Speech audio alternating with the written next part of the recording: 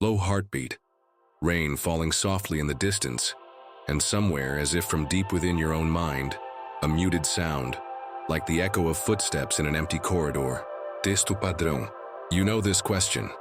It's the one that lingers when the laughter fades, when the mask slips, when the day's distractions no longer hold you. It comes in the pauses, between one breath and the next. Perhaps you have felt it in the silence after a loss. Perhaps in the middle of a crowded street, where life rushes past and you are unseen. Perhaps in those sleepless hours, when memories and fears weave themselves into shadows on the walls. And the world will tell you, this pain is weakness, that you must hide it, bury it, numb it. But deep down, you sense something different. What if this pain is not a flaw in you? What if it is not an accident? What if it is a message, a teacher in disguise? Imagine for a moment that your life is not a series of random collisions, but a carefully woven tapestry. And in that tapestry, every knot, every frayed edge, every dark thread has its place. The ancient wisdom of the soul tells us, life does not punish, life instructs. Its lessons are often written not in comfort but in ache. A broken bone teaches you the preciousness of movement. A heart betrayed teaches you the depth of trust. A season of loss teaches you what cannot be taken away. The Theosophists, seekers of the wisdom behind all religions, speak of suffering not as an enemy, but as a signal. A bell that tolls in the chambers of the soul, calling you toward what you have forgotten. They say, pain is the friction of growth, the skin that burns when the soul outgrows its shell. Helena Blavatsky, a voice that carried across centuries, knew this truth. Her life was no gentle path. Storms followed her, as if drawn to test the depth of her resolve. And yet she spoke not of escaping pain, but of walking through it with eyes open. Because to run from pain is to run from the mirror it holds before you. And in that mirror is the shape of your becoming. So tonight, or perhaps this morning, as you listen, I will not promise to take your pain away. I will not give you a formula to erase it. Instead, I invite you to see it, truly see it, for what it may be, the quiet knock of a teacher at the door of your soul. What might happen if you opened that door? Would you discover that your wounds are not empty, but full of the very thing you have been seeking? Would you see that each tear you have shed has watered the roots of a wisdom you do not yet know you possess? The rain you hear now, it does not fall without purpose. It nourishes the hidden seed, and that seed waits in darkness until the time is right to break open. You are that seed, and perhaps, just perhaps, your pain is the rain. So I ask you again, not as a riddle, but as an offering. What if the pain you carry is not a mistake, but a master disguised in shadows? If this is true, then your suffering is not the end of the story. It is the beginning of a conversation between your mortal heart and your immortal self. The conversation may be hard. It may strip away what is false. It may leave you standing bare in a storm. But storms teach the tree to root deeper. And you are deeper than you think. We will walk together into this question, not to escape it, but to uncover the light it hides.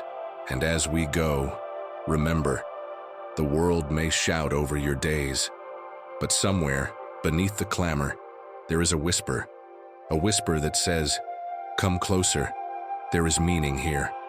The whisper fades, and in its place the pulse of the city rises, neon reflections in puddles, the low rumble of a train emerging from the underground, faces in the subway, eyes down, shoulders drawn in, each carrying a story you will never hear. Everywhere screens glow like artificial suns, casting their restless light over tired skin. News headlines flash in rapid sequence. War, disaster, loss, outrage, each demanding your attention, each tightening the knot in your chest. In offices, people sit beneath the hum of fluorescent lights, surrounded by the quiet clicking of keyboards, their thoughts running far faster than their hands. In homes, there is silence, but not peace. A silence heavy with unspoken words, unfinished dreams, and a loneliness that lingers even in company. The statistics are blunt. almost cold in their delivery. Yet behind each number is a human face. An estimated 5% of adults globally live with depression at any given moment. Anxiety disorders touch nearly 300 million lives. The World Health Organization warns of a rising tide of psychosomatic illnesses, where the mind's unrest begins to shape the body's pain. You know, these numbers are more than abstract data. They are the shadows you see in the mirror on certain mornings. They are the weight in your shoulders that no massage can lift. They are the invisible companion that sits beside you in meetings, walks with you in crowded streets, lies down with you at night. For the modern man, pain is no longer a sudden visitor. It is a quiet roommate, always present though rarely acknowledged. Some carry it like a stone in the pocket, a constant dull reminder of its presence. Others feel it as a restless storm in the mind, unpredictable and consuming. For some, it is the slow erosion of joy, like color fading from a once vivid photograph. And yet, in the rush of our days, we rarely pause to ask, what is this weight? Why is it here? We treat it as an enemy, an intruder to be driven out with distractions, chemicals, or endless busyness. Theosophy invites us to turn and face it, not as a cruel punishment, but as a language. Pain, it teaches, speaks in the dialect of the soul. You see, the human being is not just flesh and thought. We are a trinity, body, soul, and spirit, each woven into the other like threads of the same fabric. When they move in harmony, life feels clear, steady, whole. But when one thread strains or loosens, the whole weave is disturbed. The pain you feel may begin in the body, a migraine, a knot in the chest. Yet it may echo from deeper causes, the soul calling for truth where there is pretense, the spirit pressing for growth where there is resistance, the inner self straining against the walls of a life too small for it. This is why pain resists our quick fixes. We treat symptoms on the surface while the roots lie far below. It is like cutting the leaves of a tree and wondering why the shade remains. Helena Blavatsky and the early Theosophists spoke often of this alignment, the need for each part of our being to find its rightful place. When the soul drifts from its course, the body and mind send signals, and the most insistent of these signals is suffering. In this way, pain is not only personal, it is universal. Though your story is your own, the experience of suffering is the great common thread of humanity. The man sitting across from you on the train, the woman passing you on the sidewalk, the child staring out the classroom window. Each carries a weight you cannot see, just as you carry yours. And in that shared burden, whether we admit it or not, there is a kind of kinship, a reminder that beneath our differences, we are travelers on the same difficult road. But here lies the turning point. If pain is an expression of the soul's search for alignment, then it is not here to destroy you. It is here to call you back to yourself, to press you into asking questions you might never otherwise ask, to pull you toward a depth of being you have not yet touched. The world will continue to race around you. The headlines will not stop. The trains will keep running. The screens will keep glowing. But somewhere within the chaos, there is a space where this weight can be understood, even transformed. And in that space, a new kind of relationship with pain becomes possible. One that does not end in despair, but begins in awareness. It is toward that space we now turn. The city noise fades again, replaced by something older. A slower rhythm, the sound of turning pages in an ancient book, the faint crackle of a candle's flame. Helena Petrovna Blavatsky once wrote, "There is no happiness for one who has not suffered. It is the furnace that tempers the steel." To Theosophy, suffering is not an accident, nor a meaningless cruelty of the universe.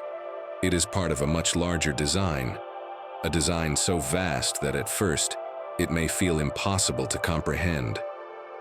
At the heart of this vision is a radical premise. Man is an immortal being, living not one life but many. Your current body, your present name, the story you are living now. These are but one chapter in a book that has been unfolding for lifetimes. In this long journey of the soul, each incarnation is a classroom, and life itself is the teacher. And like any true teacher, life does not only hand you comfort, it hands you challenge. It tests your patience, your courage, your discernment. From the Theosophical view, pain is not random. It is the echo of universal law, the law of karma, not as superstition, nor as a threat of cosmic punishment, but as the quiet, precise balancing of causes and effects across the tapestry of existence. Karma does not judge. It does not seek revenge. It is the natural order at work, the same way gravity pulls a falling leaf to the earth, or the tide returns to the shore. Every thought, every act, every omission plants a seed in the fertile ground of reality. In time, those seeds bear fruit, sweet or bitter depending on their nature. And when pain enters your life, it may be the ripening of a seed you planted long ago. Not necessarily in this life, perhaps in another. A life whose details you no longer remember, yet whose essence still shapes your path. This is why Theosophy teaches that the wise do not resent karma. They learn from it. They see each moment of suffering as a mirror, reflecting where harmony has been lost and must be restored. Then there is the twin pillar of this philosophy, reincarnation. If karma is the law of balance, reincarnation is the process by which the soul fulfills it. Across countless lifetimes, we meet the consequences of our past and weave the conditions of our future. We are the authors, the actors, and the audience all at once. Seen this way, suffering loses its sting of injustice. It becomes a necessary part of the soul's education. Blavatsky wrote, "We are not punished for our sins, but by them." Each hardship holds a lesson, often one that could not be learned in ease. Patience cannot be forged in a world that always moves to our liking. Courage cannot grow in the absence of fear. Compassion cannot deepen if we have never known what it is to hurt. And here lies the most startling element of this vision. Suffering is a spiritual alarm clock. It wakes the soul from its slumber in the comfort of material life. It drives us to seek meaning, to reach beyond the limits of the senses. Without pain, most souls would remain content in the shallow waters, never feeling the pull toward the depths. Imagine a traveler who has grown too comfortable in an inn by the roadside. The road ahead is long, the destination far more beautiful than any resting place. But the traveler stays, until a storm forces him to move on. So it is with suffering. It is the storm that urges us forward. Blavatsky herself endured a life filled with trials, illness, exile, slander, betrayal. And yet she did not speak of these things with bitterness. She saw them as the proving ground of her mission, the fire that tempered her resolve. "It is by suffering that the soul is educated," she declared. "No one ever became truly wise without having been hurt." This is not to glorify pain, nor to suggest we should seek it out. Rather, it is to understand that when it comes, as it inevitably will, we have a choice. We can resist it, curse it, deny it, or we can listen. We can ask, "What is this here to teach me?" In Theosophy, to suffer consciously is to transform suffering. When we meet it with awareness, it ceases to be a blind force. It becomes a tool in the shaping of the soul, a chisel in the hands of the higher self, carving away all that is false and unworthy. It is here that patience becomes more than endurance. It becomes trust. Trust in the laws that govern life, trust in the journey of the soul, trust that no pain is without purpose.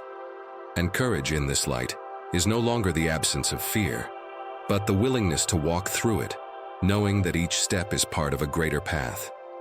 Blavatsky once said, "Be humble if you would attain to wisdom. Be gentle if you would attain to truth. And let your soul learn its lessons through whatever trials come." To live by these words is to see suffering not as the end, but as the beginning, the opening of a door to deeper strength, clearer vision, and greater compassion. As the candle's flame flickers and the pages of the unseen book fall silent, you are left with a question. If pain is a teacher, what is it trying to teach you now? Hold that question, because in the next breath we will begin to explore not just why suffering comes, but how it can be transformed. Here, in the midst of your daily life, the sound shifts. A single chime, deep and resonant, hangs in the air. Then, silence. There is a truth known to mystics, saints, and those who have walked through the valley of despair. Pain can be your destroyer, or it can be your master. A hidden teacher who arrives in disguise, carrying gifts that few recognize at first. Throughout history, there are countless stories of souls who turned wounds into strength. Consider the young soldier, broken by war, who returns not as a man hardened by cruelty, but as one softened by compassion, building hospitals where once there were battlefields. Or the woman who, after the loss of her child, channels her grief into founding schools for the poor, ensuring other children have a chance to live the life her own could not. These are not tales of forgetting the pain, but of transforming it.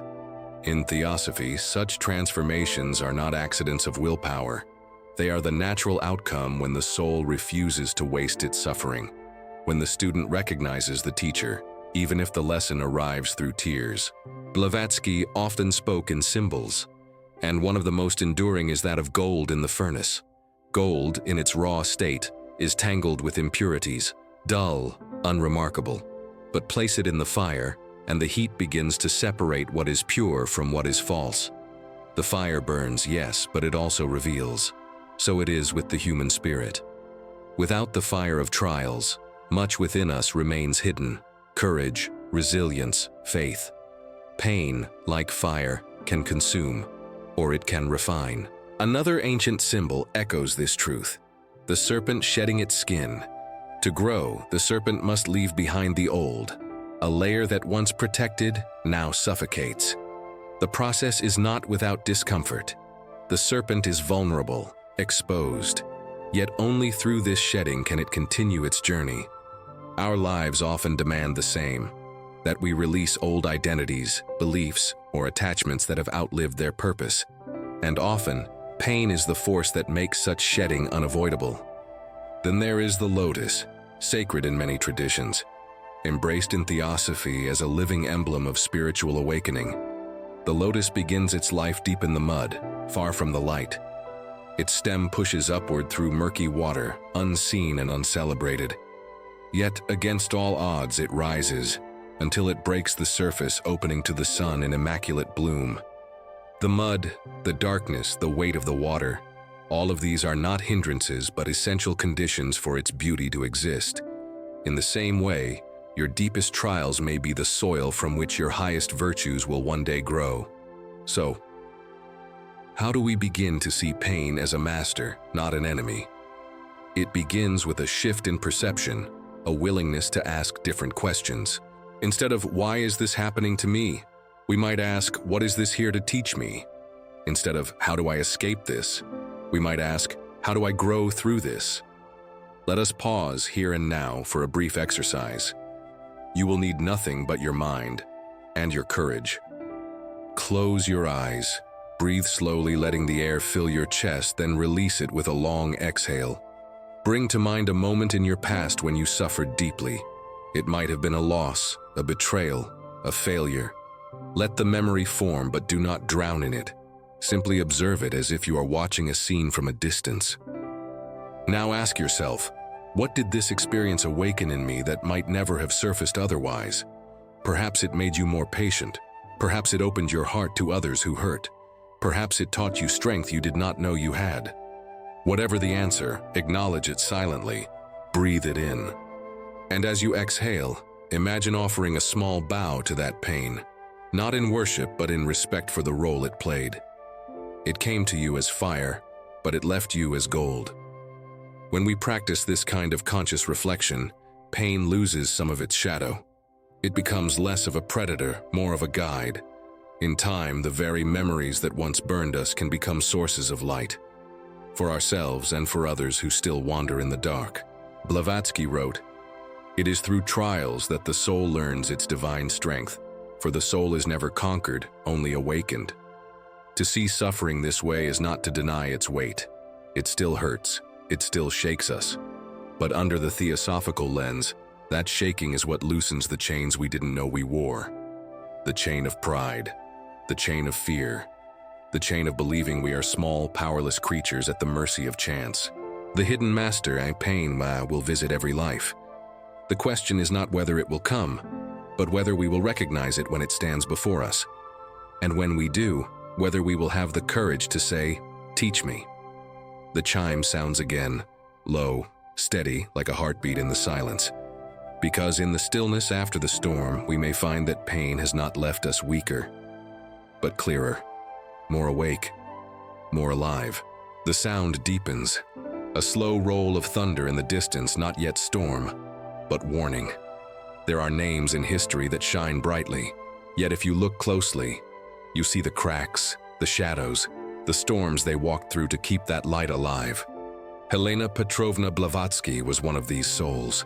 To some, she was a visionary, to others, a fraud.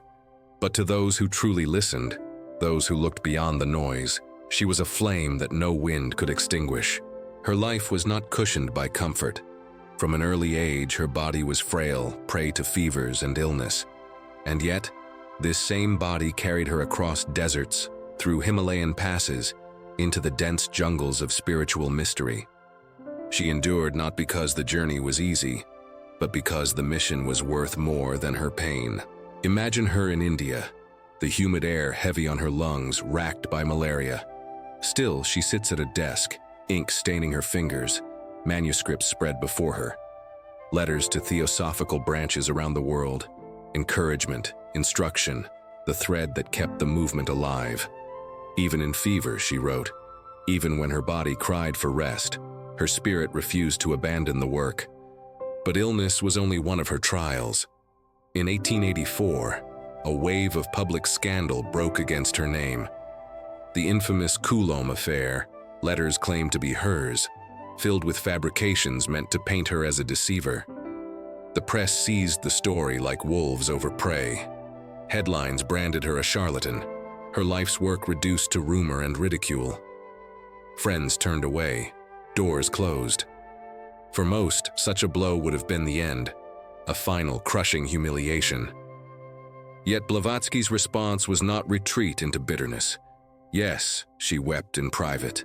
Yes, she felt the sting of betrayal, but she also understood something deeper. If truth depended on the approval of the world, it was never truth at all. Her mission was not to be believed. It was to plant seeds that would outlive her. And so, under the weight of slander, she kept writing, her monumental work.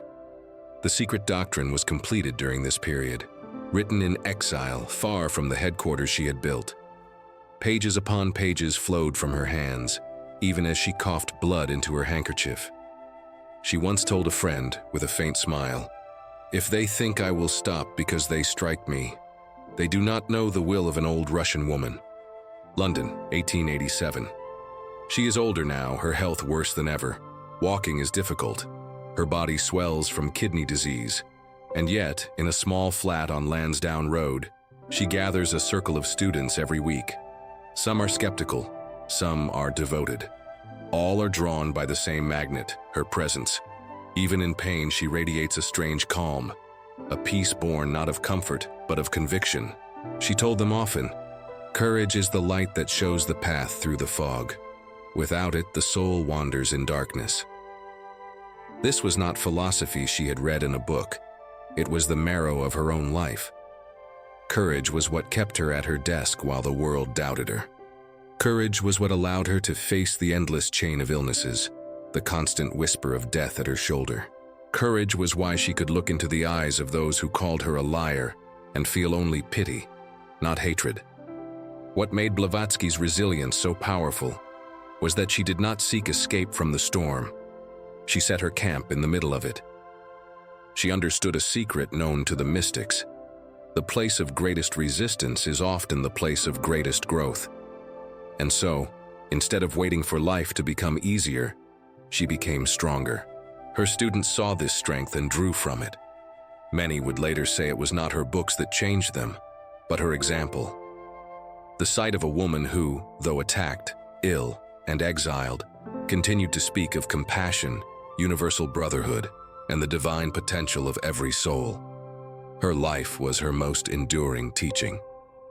She once wrote in a private letter, "They may take from me my health, my name, my rest, but they cannot touch my work, for it is not mine.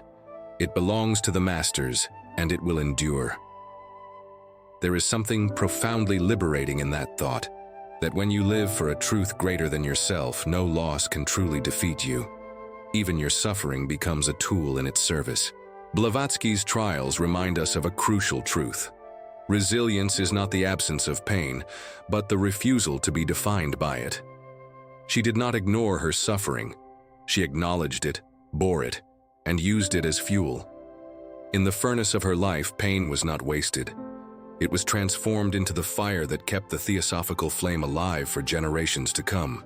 And so, as we consider her life, we might ask ourselves, when the storms rise against us, will we curse the wind, or will we raise our sails? The thunder rolls again, but now it sounds less like warning, and more like applause echoing from the unseen hills. The soundscape shifts. The low rumble of distant thunder fades into the steady rhythm of slow, deliberate breathing. A single note, soft, sustained, hums beneath the voice, like the vibration of a deep bell. There is a moment when the noise of the world fades, when you become aware of the quieter currents running beneath your thoughts. It is in this place, this still inner chamber, that transformation begins. Theosophy teaches us that suffering itself cannot be erased from the human journey. It is written into the fabric of existence, a necessary shadow that defines the light. But what you do with it, how you shape it, that is the work of the soul. This is the art of inner alchemy. Not the crude attempt to change lead into gold, but the sacred practice of turning pain into wisdom, fear into courage, and loss into compassion. And so, let us begin, not in theory, but in practice. First, the breath. Sit as you are. No need to adjust your posture unless you wish to. Let your shoulders drop. Unclench the jaw. Feel the weight of your body resting on the surface beneath you. Now inhale, not from the chest, but from deep within the belly. Count to 4 as you breathe in. 1, 2, 3, 4. Hold the breath for a moment. Feel it expand within you. Now exhale slowly for the count of 6. 1, 2, 3, 4, 5, 6. Again. Inhale. 1, 2, 3, 4. Hold. Feel the stillness. Exhale. 1, 2, 3, 4, 5, 6. Continue for 3 more rounds in silence. With each breath, imagine the air not just filling your lungs, but washing through your mind, clearing away the fog of restless thought. The ambient sound grows quieter, as if the listener has stepped into an insulated cocoon. This is the first step of inner alchemy, calming the waters before you begin to navigate them. Without a still surface, you cannot see your own reflection. Now the second practice, asking the pain. Pain is not the enemy, it is a messenger. But most of us in our fear slam the door in its face. We drown it in distraction, bury it under denial, or numb it until it can no longer be heard. And yet, the more we ignore it, the louder it knocks. So instead of resisting, we turn toward it.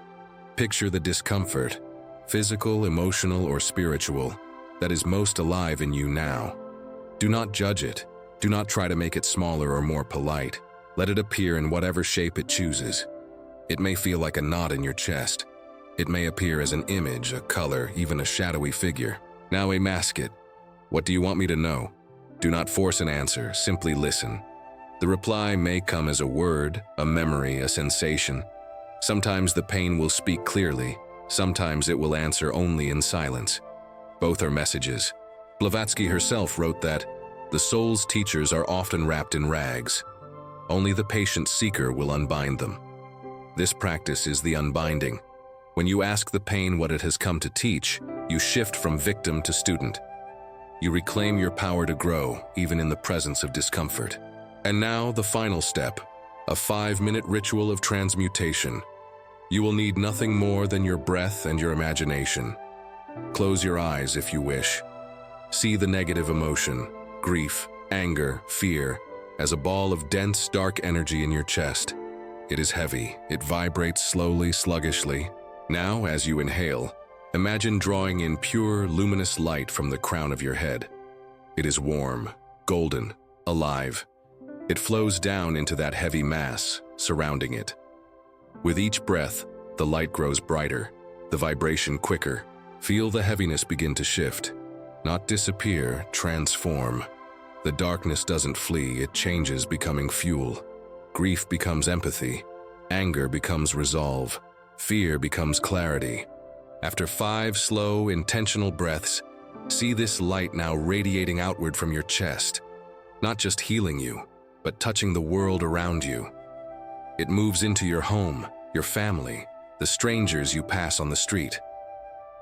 This is the second truth of inner alchemy. What you transmute within yourself will inevitably alter the space around you. The idea is not to deny the pain, nor to pretend that life can be free from it. Theosophy reminds us, pain is inevitable. But suffering, the story we tell about our pain, is a choice. You cannot stop the rain, but you can choose how you walk through it.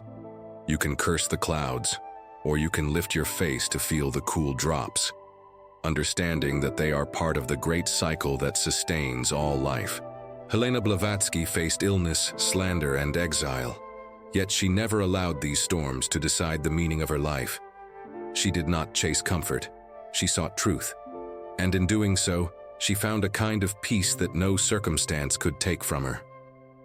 If you take nothing else from this moment, take this. Your pain is not your prison. It is your raw material. And within you there is a quiet, unwavering alchemist who knows exactly what to do with it. The breath sound returns, slow and steady, as if the voice itself is inhaling and exhaling with the listener. Now, as we prepare to move into the final chapter of our journey, hold this awareness close. The storms may come, the waves may rise, but the gold you forge within cannot be tarnished by the tempests outside. The music is soft now, a slow swell of strings, as if dawn is beginning to break after a long night. There is a moment when the fire has burned low, when the smoke clears, and all that remains are ashes.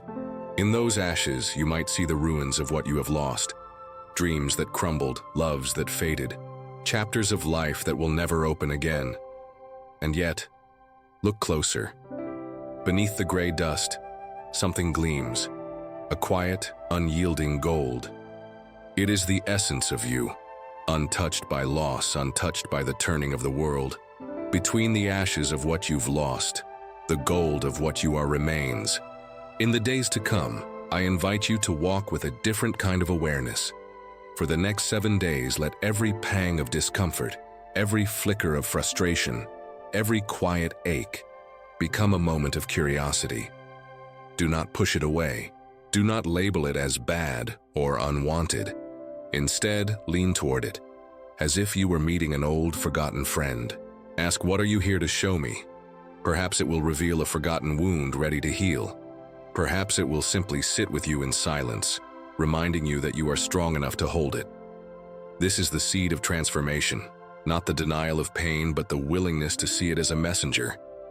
Theosophy whispers to us that life does not end when the body rests. We are far more than this brief flicker of days and nights. We are ancient travelers, carrying the weight of countless lifetimes in the folds of our soul. And here, at the very edge of this episode, I will leave you with a question to carry forward. What does your soul remember between one life and the next? For in our next chapter, we will step into the mystery of the immortal soul and explore the hidden places it visits when the page of this life turns. Those places where the lessons of suffering are woven into the very fabric of who we are. If this journey has stirred something in you, if a light has been kindled, however small, then stay with us. Subscribe and walk further into this path of wisdom and fire. The journey is only beginning, and the gold that is yours, the gold that no flame can destroy, waits to be shaped into something greater still.